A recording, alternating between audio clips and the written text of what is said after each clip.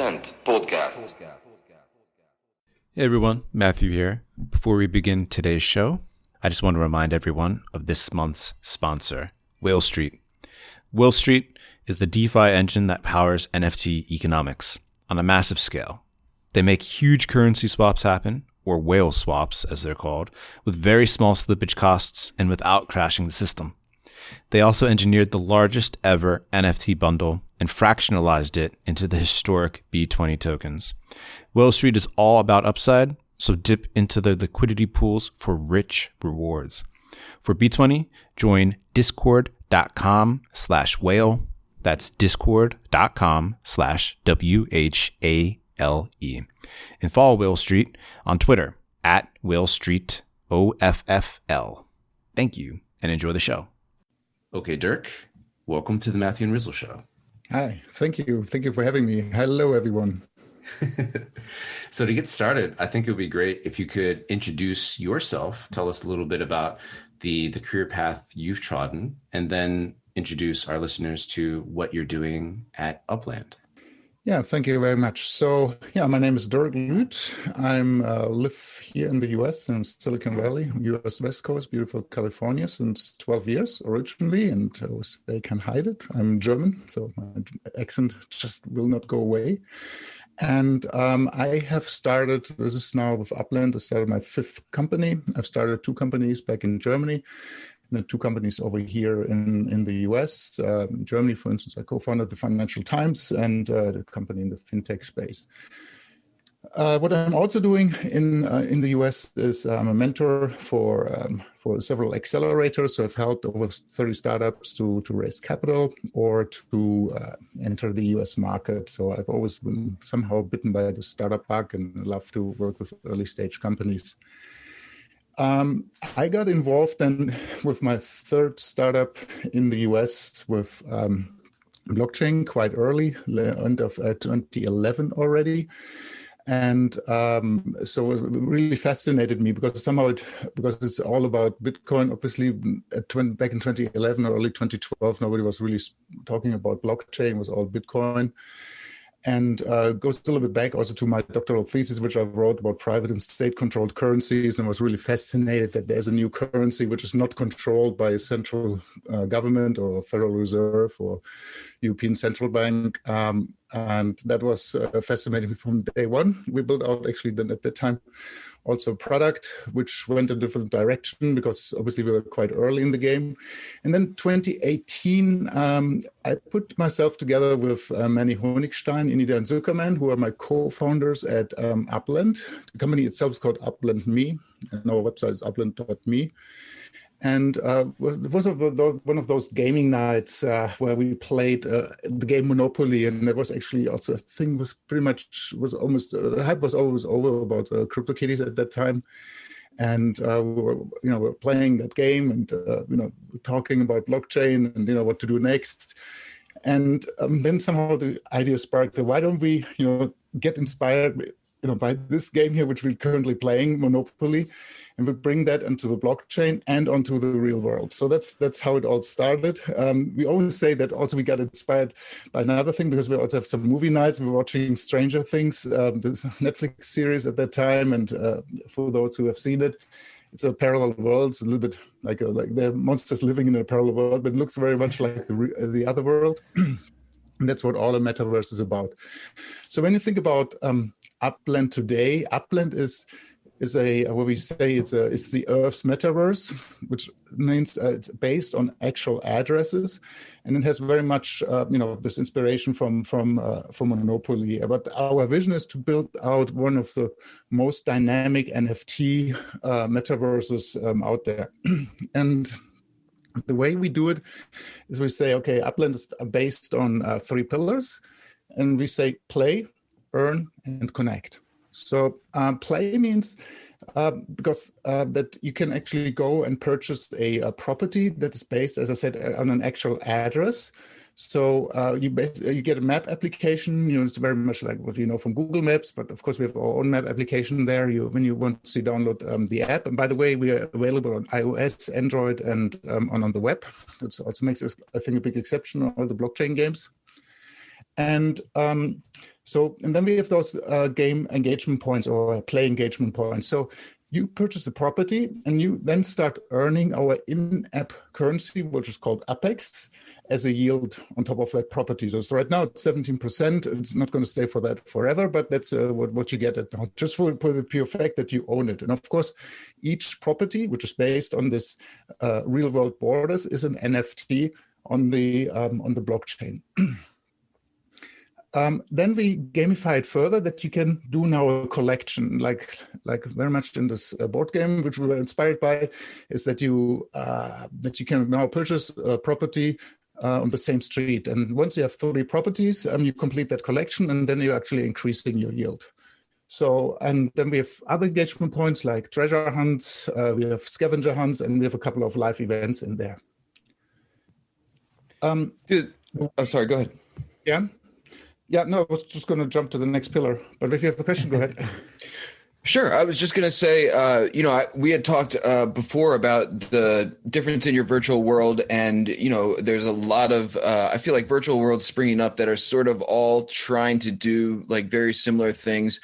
And I know one of the things that you wanted to talk about was the user experience, especially because our audience is very accustomed to virtual worlds and familiar from, sort of hopping from place to place. So I'm sure they would be interested in like, sort of like a ground level description of how it actually works. But I also didn't mean to like derail your overview of the project either. So if you want to continue on with that first, that would be great.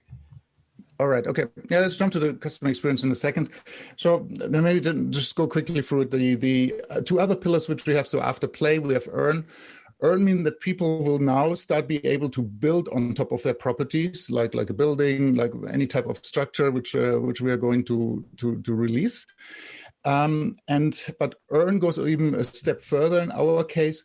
That means people will be able to set up operations or set up shops on their properties, on their virtual properties, and then sell those things like outside decor, like a virtual fence or a virtual water fountain. They will be able to sell that to other players. And this is now where Upland also differentiates very much from other blockchain applications out there. So first of all, in order to purchase something in Upland, like a property, you have to, the way we on-ramp fiat is either you can do it with a credit card or with PayPal on the web, or we also have crypto in, or you can do iOS and Android purchases. But what we also have, when we can say now that you are going to sell digital goods, and when we say digital goods, anything in Upland will become an NFT. You will be able to sell that also for US dollars to other players. So we have here a strategic partnership with let's say, the granddaddy of all metaverses called Second Life. And what we've done with them, we partnered with their payment provider, or their own payment solution. And that gave us actually fully US regulatory compliant, the possibility to do those US dollar transactions, because you need a money transmitter license for that. So now that's the earn component. That means you will be able to sell, virtual decor, and of course also properties for US dollars. It's currently not yet available for everyone, but will soon will be. And we just had a sale. For instance, someone purchased it. I need to look up the price. I think he purchased something for, let's say, $150 or 150,000 Apex, because $1 is 1,000 Apex, and I think he sold it now for $10,000. So that's a really nice markup for that person. So that was the biggest sale so far. But earn goes also a little bit step further. So you can imagine now that you can run lots of different shops in Upland, say like a virtual car dealership, or maybe you want to sell other digital goods, or maybe you just want to provide services to other Uplanders and then can sell your services. That's not yet there, but that's exactly how in the direction we want to go. What I'm super excited about is that people will be able to operate NFT galleries within Upland. So soon we'll be launching, and I talked about that partnership a little bit later, but what we will be launching is what are called the NFT portal, and users will be able to import NFTs also from other blockchains, like Ethereum or Wax or wherever you are. And let's say if you have now a digital piece of art, now you can put that piece of art on your virtual building in your virtual house in your virtual room. So that is, of course, very unique, and it's really the first true cross blockchain project what we are developing here. Holy crap! So but it will not only be, because people, when you see that, right, you probably heard it, right? Yesterday was this big sale of Beeple for 69 million US dollars. So what do people actually do with all the NFTs, right? If they sit in a wallet, that's kind of boring, I'd say. But in Upland, we actually cast utility to it, or we cast content to it. So you have now you have a painting, and now you run maybe an NFT gallery. And by the way, you will be able to sell your goods also in Upland, or to trade them. And of course, what one benefit is, when it comes from Ethereum, I'm going to save all those gas fees going forward. So that's super interesting, of course. But when you, let's say, import a virtual car, now you can also drive that car in Upland, because we're also going to introduce cars. That makes it, of course, super interesting to use that portal going forward. Maybe then the last pillar I'm going to mention is the connect pillar. That means people will be able to meet in virtual settings, like a virtual coffee shop, or a stadium or a concert venue going forward, and with like-minded other Uplanders, and have some fun, and chat, and so because we have a very, very active and great, highly engaged community in Discord. So some of the conversations we're going to try to move into the app directly. But I pause here. Maybe quickly, you have some questions to the three pillars, or in general. Yes. Let me reiterate my oh my God again. Oh my God. Like, you're doing everything, it sounds like. But a lot of our listeners are going to be familiar with some of the established virtual worlds, like CryptoVoxels, of course, Decentraland, Somnium Space, and everyone's waiting for the sandbox. But brass tacks, how do you see Upland differentiating itself from the other established worlds that I mentioned? Yeah, one of our core differentiators is, of course, that we are the only ones so far. I mean, there are some other small ones, but who are based on the real world. So that means we can have use cases which is, of course, then hard for the others to do. Just give you one example. I mentioned that people can meet, once this pandemic is over, maybe in a concert venue, right? Just imagine now there's the real world concert of, I don't know, Beyonce or whoever, and people go there, but at the same time they see the concert. But everyone who goes to that concert also gets an NFT, and so that's or get an NFT ticket, and or maybe some people only participate virtually, and so on. So there's a lot of use cases you can have around that, and that's why we're very different. But one thing is what's very important for us.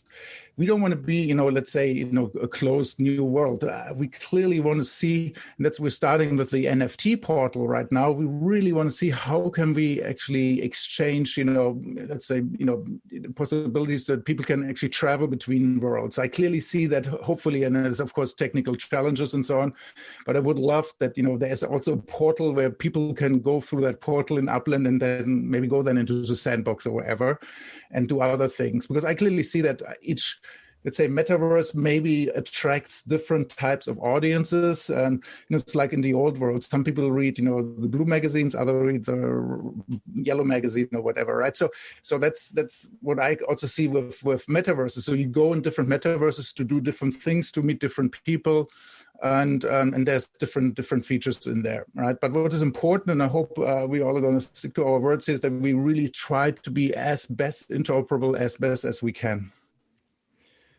Dude, I agree, and I feel like you're preaching the mantra that a lot of people agree with right now in terms of like interoperability.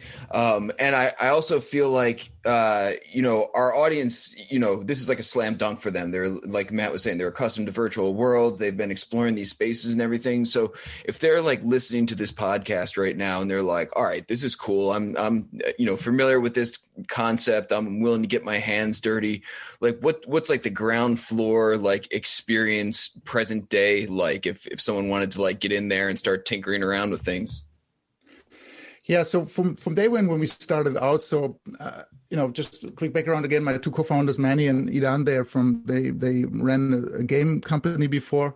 I'm more the blockchain type finance person, so that's how we're mixing up this together. But from day one, we said, because it's going to be important when we want to go to mass adoption. We have to make a product which is super easy to use. And that's when we launched Upland, it was only available on the mobile phone, right? And in the beginning, even only a mobile browser. And then we had iOS and Android app. You could not even, some people hacked it, of course, but we did not officially support desktop browser. We're doing this now because there was a popular demand for that.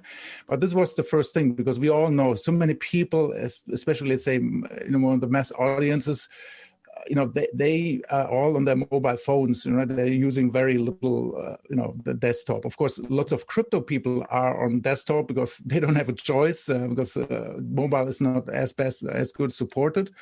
But that was quite significant. And then we created actually some user experience that also is easy to understand. So in our case, is people only sign up with an email and a password.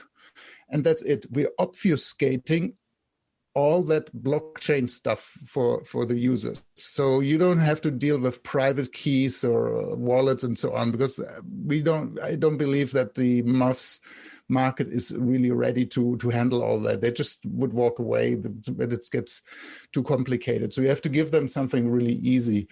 And then, so that's one thing what we have. But however, we as a company, we do not have access to the private keys that clearly say that here. Right? So that's not a bridge we went, just to make it super easy to use. It's still, everything's hashed and so on, and it's just for the users, and those are the technical details. But what is also important is because when you think about blockchain, because we're talking about true ownership, when someone buys something, then he truly owns it. So we, as the game operators, we cannot take it away. And when you build a mass market game, you always have that freemium approach, right? You have some people who are coming in, play it, they don't like it, they leave. But let's say if they now start purchasing all those properties, and when you onboard many people, then lots of them will go away, but then they still own those properties. And then you have a lot of, let's say, holes in the map, right? We cannot avoid that completely, to be honest, as of today. And with some thinking ideas what we could do around that, but then it does not make sense. So we came up with that solution and we say, okay, when you sign up with Upland for the first time, and, sometimes there are promo links, sometimes you get between 3,000 and 6,000 UPEX. So, this is between $3 and $6. And now you have to start playing. And once you reach 10,000 UPEX or $10 of net worth, then you become an Uplander. Before that, you are only a visitor who has a visa, who has to sign in at least once a week in order to extend the visa, right? So, but if people don't extend their visa, all and when they've purchased something while they were just a visitor, their assets will be recycled. So that's quite important. So at that moment, as long as they're a visitor, they don't yet own it truly. That's right. Only after they have reached that net worth. So how can you reach that net worth? Of course, you can purchase, let's say 5,000 UPEX when you had a sign-up bonus of 6,000, and you immediately an Uplander. But we also have people who really work their way all the way up. So some people put no money in, or only $5, but today have a net wealth of $5,000 or 5 million UPEX. So it's possible, but of course, like in every game, then you have to work hard to get there. So this is those two things. And of course, since we're mobile, then it's where we trying to make it super easy for, let's say, the average user to get on board. Can we do better? Yes, we can, right? And it's what is called the first-time user experience. And in the lingo of gamers, we always improve that. We're testing out things, what people like and what they don't like. And then we're constantly improving in order to attract as many people as we can. And so far, we have been rewarded. So at the moment, we have between 15 and 20,000 daily active users, which makes us, as of today, when you look at Radar, the largest blockchain game out there. And I think we have 60 or 70,000 monthly active users. Now we're in March. That should be the number we're reaching this month. Dude, that's a ton of active users. I assume that's largely attributed to mobile phone being the default platform for you guys, which is smart, man. That's a huge differentiator, compared to all these virtual worlds. When you're saying you sort of listen to the audience in terms of like what they like and don't like regarding the user experiences, have there been any like surprises that have sort of come out of this experiment, like things you weren't anticipating people really liking, or like things perhaps you thought were going to be like great successes but didn't end up going so well? Just interested to hear like what type of feedback you've received from that many users. Yeah, what was really, really amazing to see. So first of all, what we do is, so we test things, and this is just because we're very numbers driven. We just see, how we onboard users, because right now we're live for the cities of San Francisco, New York, and Fresno. You don't have to be in those cities to play.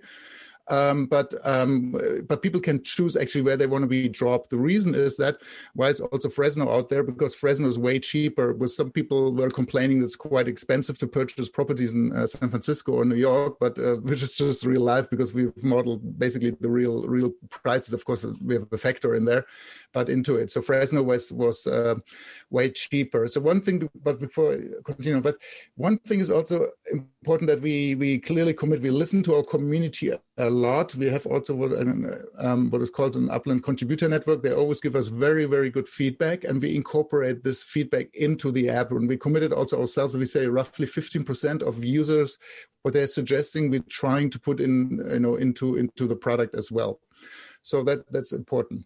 So you were asking what has surprised me a lot. So when I just mentioned that prices in San Francisco or New York are very high, so what we decided is, okay, we have to, when the new user comes on board and he sees a property, and by the way, properties range between, let's say, 500 UPEX, which is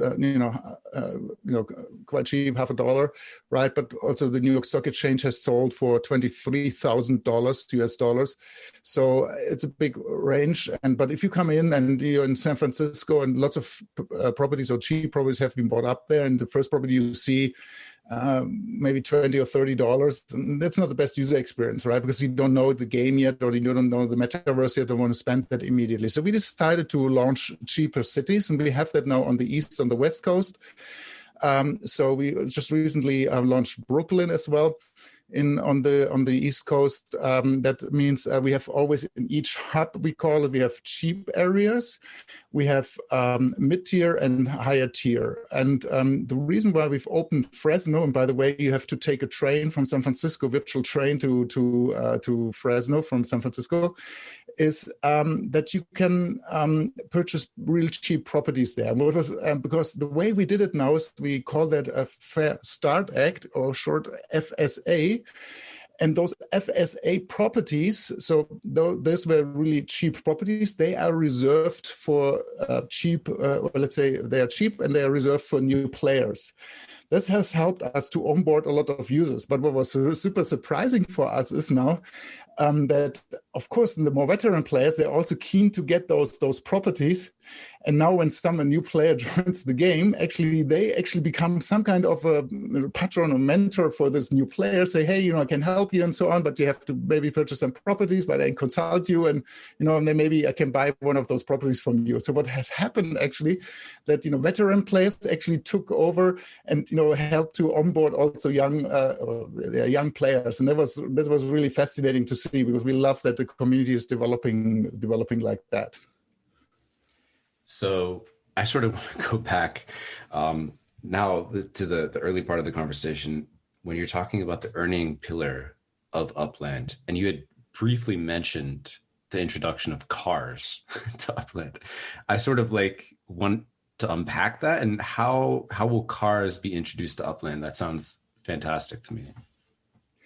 Yeah. So first of all, how do you move today in Upland? So when you sign up for the first time, you get a little avatar. We call that Block Explorer, which is a game piece.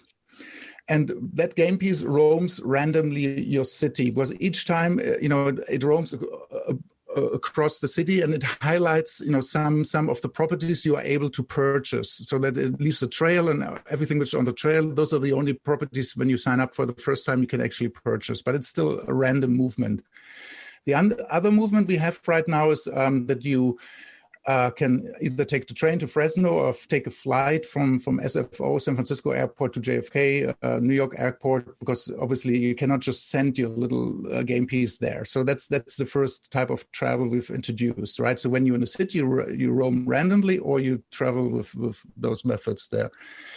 Going forward, what we want to introduce is, let's say, real-time travel much more. That means you will be able, so this randomness will probably sooner or later also go away, and then you will have cars, bikes, and whatever. So cars, obviously, we have now high on the list that people will be able to use cars. I cannot announce it. We're talking right now to some car manufacturers. So we bring in hopefully real world brand cars in the future. It takes a while, those discussions, because when you have to explain, let's say those traditional companies, what the Metaverse is and NFTs, they have to digest that.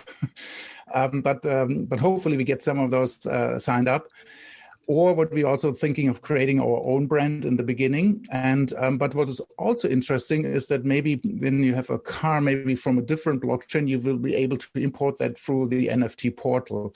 And now this car becomes utility, because there will be places, when we're going to open up new regions in Upland, there will be places in Upland you can only reach by car. So you need to have a car for that. But the car has also other utility. We will have another game engagement point. We already have spec'd out for ourselves. We just haven't developed it yet. Is car racing, so virtual car races. And then you can actually use your car, and depending what kind of car you have, you can be on the faster end or the slower end, and it's going to be fun. And that's how we're going to import those cars. And of course, then you can, when you operate, let's say, a virtual car dealership business in Upland, you can also buy cars just like in real life, and then maybe resell those cars. So that's maybe becomes part of your business. So when you sell those cars, maybe, from the car manufacturer in the beginning, we have to still work a little bit on the exact mechanics, but, maybe you buy a car from another fellow player, you put it in your inventory, and then you have a nice, visual experience. You go into a virtual car shop, and then you can see those cars, 3D objects spinning around. It's not there yet, but that's clearly the plan, how we're going to do it. And then you can purchase that car and drive around in Upland. Dude, that's awesome. I mean, I feel like that's sort of like the long-term projection for a lot of these virtual worlds. And, the challenge is sort of getting there. Everyone's got like the ideas, but like laying the groundwork and getting these concepts into place is, part of what I think everyone is going through right now. One of the big things I feel like differentiates you guys, at least in the beginning, is the incorporation of multiple blockchains. And I was curious to know like how difficult you anticipate that being, and especially if like the population of like alternative blockchains for NFTs and tokens continues to grow, and also if you see that being commonplace throughout the metaverse, or if like a lot of these projects are going to sort of have to like pick their alternate blockchains and stick with them rather than being all encompassing, just because of the difficulty of incorporating multiple chains. Yeah, there's a lot to unpack here on that question. So first of all, as of today, of course, we know that blockchains are not interoperable, right? So that's just a pure fact. So the way we are going to do it, and this is just the first level, is that when we say we're going to import, because have mentioned it, we are based on the EOS blockchain. And so when we say we have the NFT portal, and we allow users to import those Ethereum tokens or wax tokens or NFTs, what we will do is actually we take those other NFTs, we take them into custody, we create our own token right now on our blockchain or on EOS blockchain, and then people can use it in Upland. Right? So that's the way we're doing it right now. And of course, they can always go back and take the asset out again. Right? It's not just a one-way street. This is both ways. Right? So that's also it's also true then it's going to be true for other assets, like when you purchase an asset, let's say native car, Upland as native car, then you can also export it. Maybe if you want to sell it on OpenSea or somewhere, right? So that's all, in the planning. But So that's one thing. When we want to, because we always say, I think we have to move away. I know that there's lots of people who are, maximalist on their blockchain and so on, but blockchain is just a technology, right? We have to think really about the experience, the users and so on.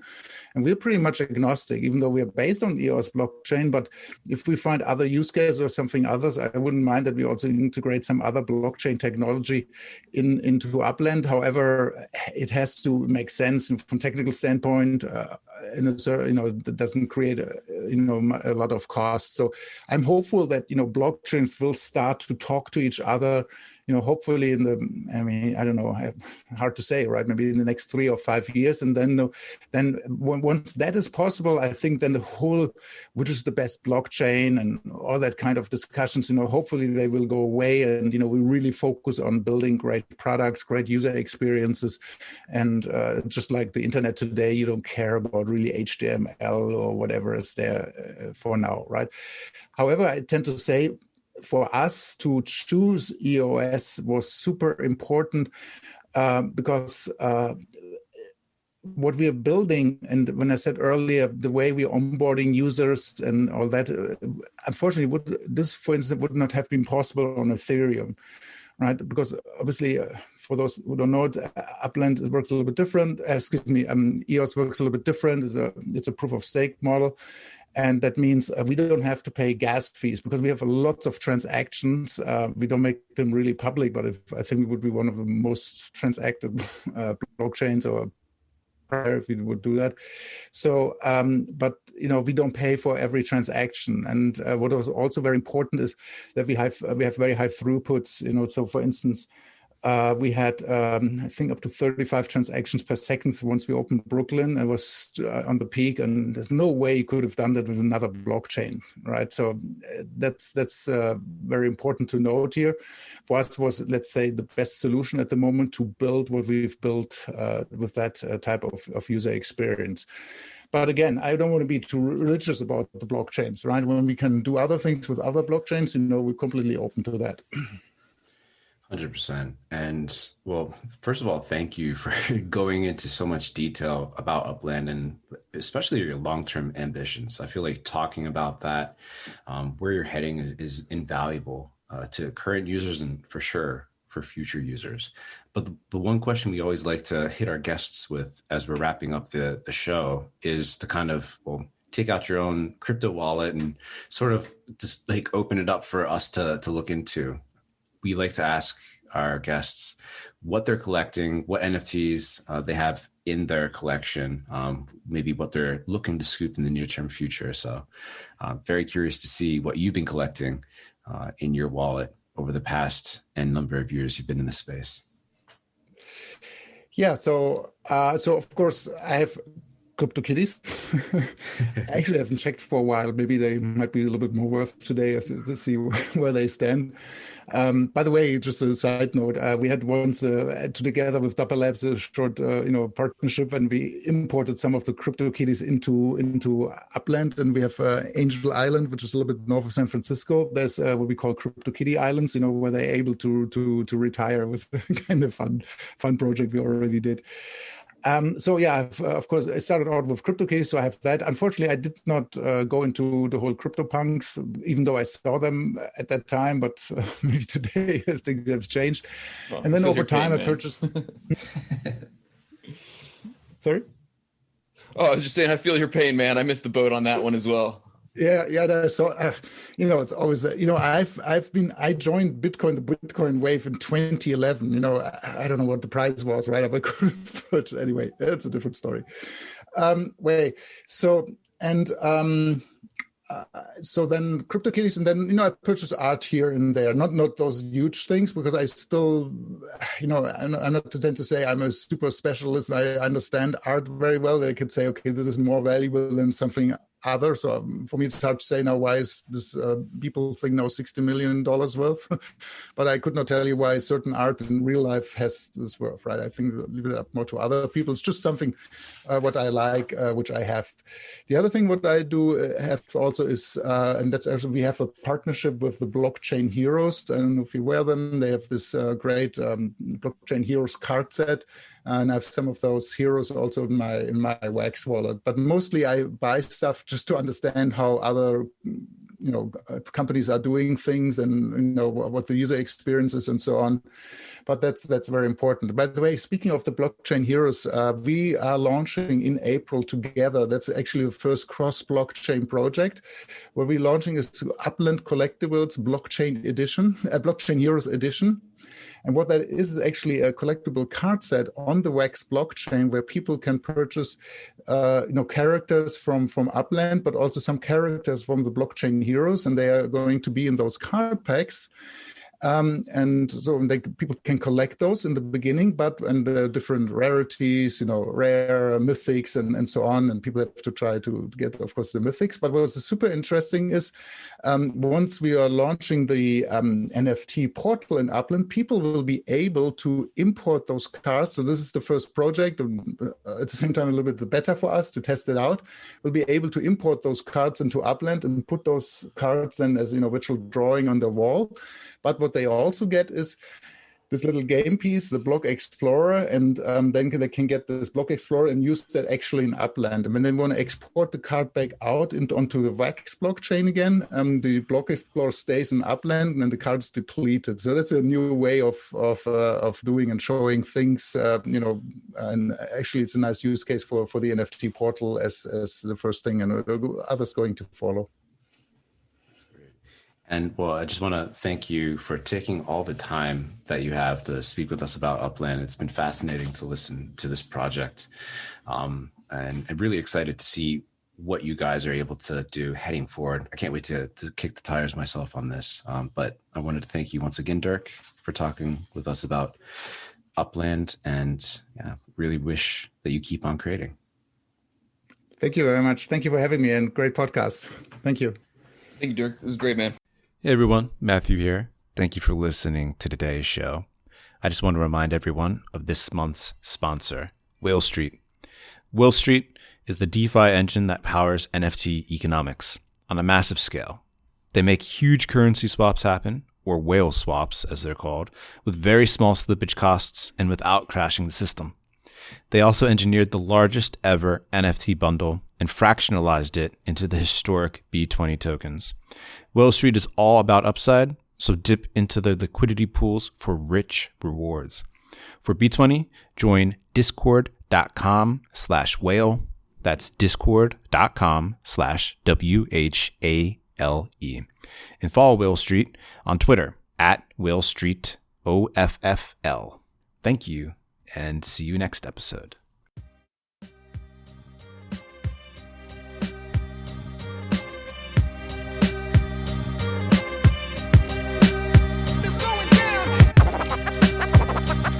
Podcast.